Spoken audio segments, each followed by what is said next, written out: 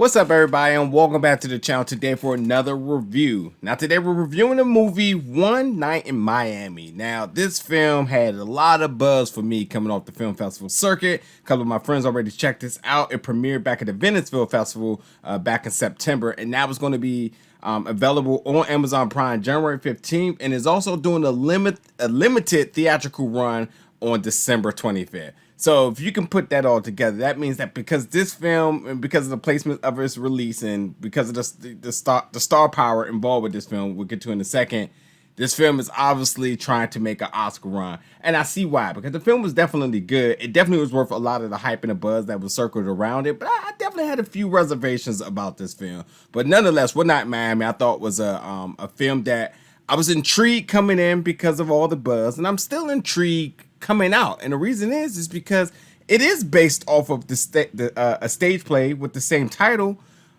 And I also think I want to see the play because this felt like a play. It felt like, regardless of it being a film, it felt like a play in all shapes and forms. And that's not a bad thing.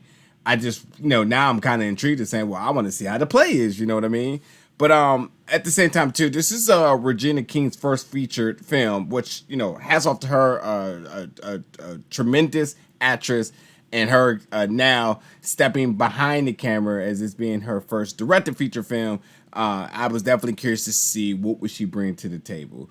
But what I will say with this film is that I thought, when you're considering the characters involved, Malcolm X, Muhammad Ali, Jim Brown, Sam Cooke, there's a lot of star power right there. You're thinking like, well, what would they all do if they had one night in Miami together? And what would that kind of conversation and what would the vibe be in a room and so on? So there's a lot of intrigue for all the things, in regards to putting the film together, but also the story. And, considering that this came off of, the events took place, and again, it's a fictionalized meeting, shall I say, after Muhammad Ali's biggest night in boxing, at the time still being Cassius Clay, coming off of his win off of Sonny Liston. You would say, well, what would they do to celebrate? What would Cassius Clay and Malcolm X conversations be?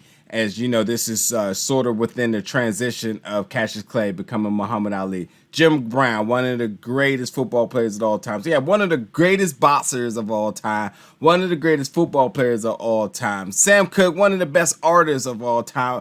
And then you have Malcolm X, an activist and very pivotal key person at this time. Also, while his life is, swirling with danger all around him, what in the world would the four of these four gentlemen talk about during the back in 1964? And it was very intriguing. A lot of good dialogue. And what's really important is that a lot of the things that they talked about then are still really relevant right now. And it's just shows you just how far we've come as a nation and just how far we've come in regards to being African American. And you had these four pivotal people that, this conversation this night really changed the trajectory to all of their careers and all of their lives, because you had, again, Cassius Clay become Muhammad Ali. You had Jim Brown retire from the NFL to pursue his passion in acting.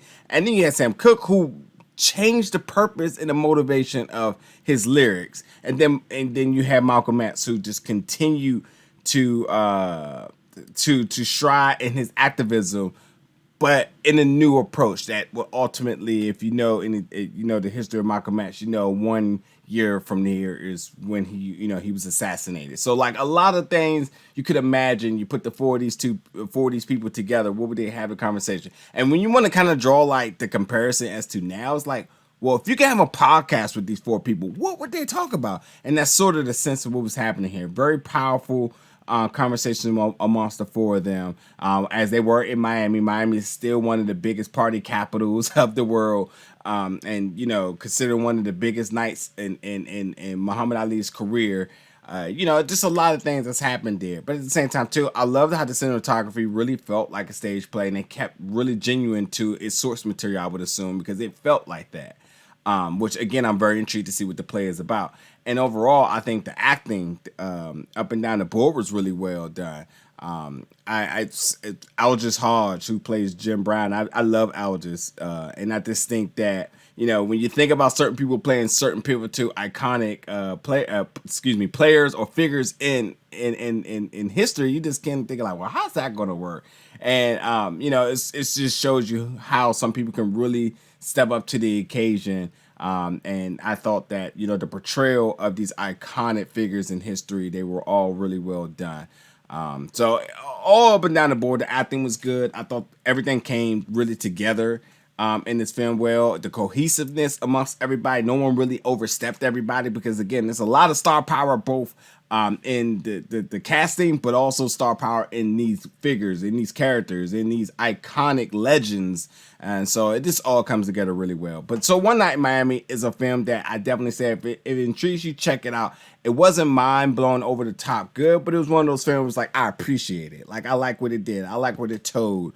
It was a good film. You know what I mean? And I think that this is one of those type of films that, you know, around award season, you start hearing more and more about. So while you have a chance to know about this early, bright and early, I say, Joe, check it out so that it ain't too late. And you're wondering back in March, like, wow, I've never heard of that film. I should have checked it out. Well, here's your chance now to get ahead of the curve. Now that you know the dates, January 15th, Prime Video, and then it will a limited theatrical one. December 25th. So One Night in Miami, folks, check it out. Let me know in the comments what you thought. If you've already seen this, because you've already seen it at the film festival, definitely let me know what you thought as well too. Is there anything I might have forgot about in this film? I tried not to like really give too much, but I also wanted to give enough buzz to get you interested in checking this out, because I did definitely enjoy this, and I'm definitely based on the feedback I got from other people, I'm glad that I took time to check this one out. So anyway, thank you so much for watching my review, folks, and I'll catch you all very soon.